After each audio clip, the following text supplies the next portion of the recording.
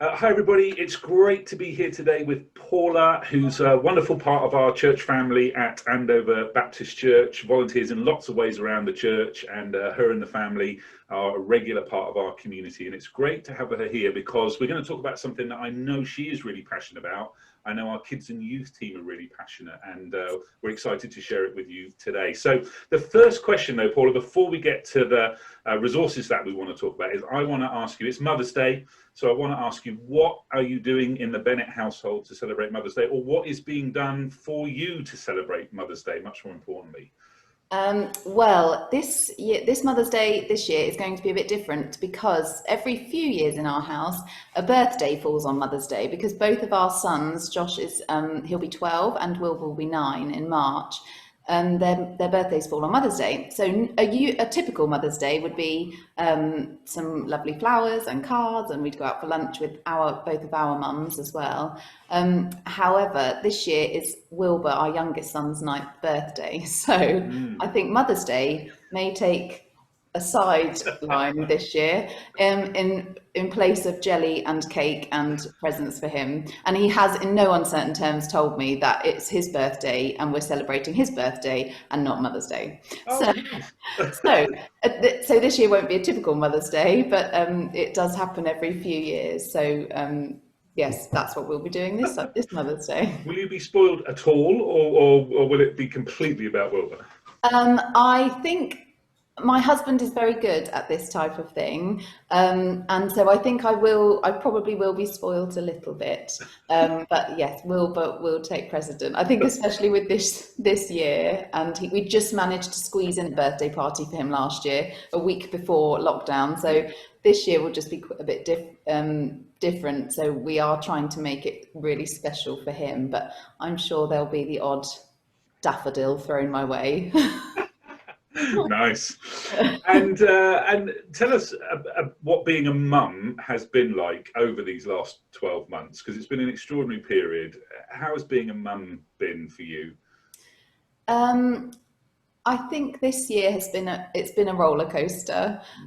We've had some really tricky times where the boys have struggled with home learning, and I've struggled with home learning, and but there have also been some really lovely times, and being together, the four of us, for most of the year has had some real upsides. We've spent some really quality time together. We were a family that spent quite a lot of time together anyway, so that wasn't a massively new thing for us. I don't work, so I'm not sort of away working from them, so I would always be around for them. So in that sense, it hasn't been very different, but they were very used to having their own time at school with their friends, and so that has been different. But there have been, yeah, really lovely times where we've gone for lots of lovely walks together and made the most of the things we can do. And as we'll talk about a bit later, it has given us lots of time to talk about God more, Mm-hmm. and those conversations have come up more, and we've been able to spend time doing that because we've all had lots of time. So that's been, I will really treasure that from this time, but it has definitely been a roller coaster from minute to minute. I wouldn't even say day to day. From minute to minute, we can have very happy boys to then quite emotional, teary boys, and mums and dads. It's been an interesting year, as I think, and I think it has been that for everybody. Sure, absolutely. So you referenced it just there. We're talking through this series about establishing rhythms in our lives for connecting us with God, or making opportunities for us to connect with God. And we're trying to recommend some resources to people for that. So when it comes to family, and it comes to some of the things that you found, and some of the things our kids and youth team want to recommend to us if we've got kids, there's a particular resource that I know you found really helpful. Why don't you just tell us a little bit about that and how you've been using it? I follow an organisation called Faith in Kids, and the director of that's a man called Ed Drew.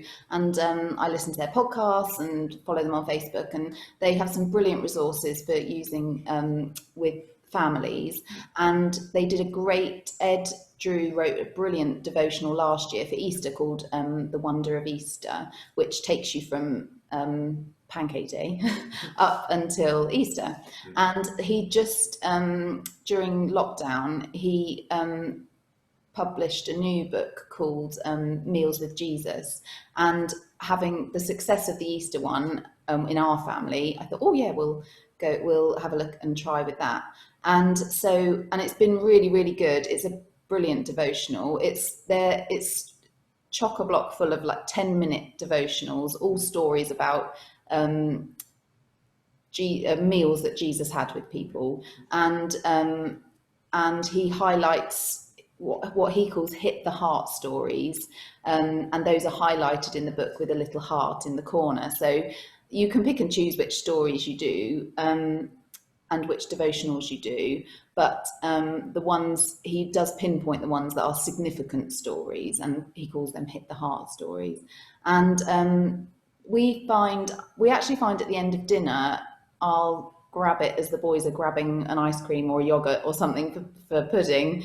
I keep it downstairs by the table, and I just grab it and we have a quick read of it while we're eating. And I know I say a quick read, and that makes it sound like we're quickly squeezing God in at a quick minute, which isn't how I want it to be. But actually, children, their attention span isn't brilliant, especially at the end of a day when homeschooling's been a bit tricky and they want to rush off and watch telly or do whatever they want to do. But Ed Drew really does, he makes them specifically for that purpose, that you can just grab a quick 10 minutes and open the Bible with your children and speak about Jesus and answer a few questions. And the thing we found really great, we've got a 3-year age gap between our boys, and they're both very different boys as well.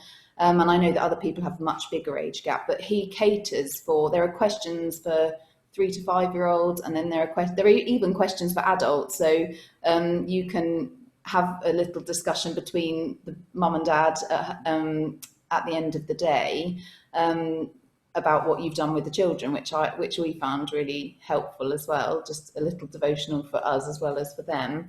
And they also have a little practical activity idea as well. So you don't have to do the practical activity, and we sometimes just haven't got time, so we just read the question. He gives an alternative question to think about instead of the practical activity, although our younger son is very keen on the practical activities because it often involves something like, go and find your 5 favourite sweets, and then you get to eat them at the end.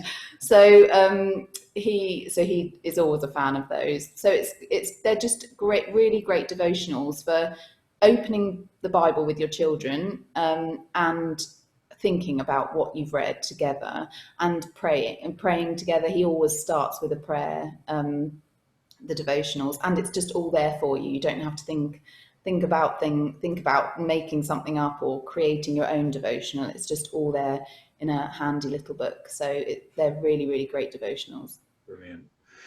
And what do you think, what difference does it bring to family life that you just pause, even for a short period of time, at some point in the day, to connect with God together? What difference do you think that makes? I think, particularly over this last year, it builds a foundation for our family. So if we've had an awful day or if we've had a brilliant day, we bring it all back to God at the end of the day. And these devotionals, like I said, with these devotionals I keep downstairs, so they're for after dinner. I don't do them every day. Please don't think I'm holier than thou and I'm doing it every day. When I remember, I grab it, and that's the beauty of them, is you can just grab it and spend 10 minutes doing them. And we do a devotional with them before bed as well, and we do try to do that every day. And it's just that grounding in that this is all for Jesus and how much we have to be thankful to him for, and whatever our day's been like, we can always find something to be thankful for, cling on to something.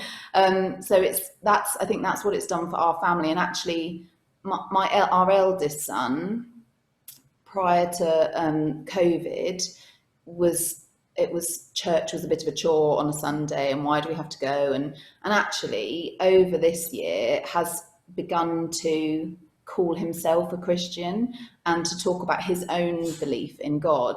And when I talk about what this year's been like as a mum, actually for him and being able to spend more time reading the Bible with him and talking about, he loves to talk, so talking about those things that we're reading have really helped him to grow in his faith as well.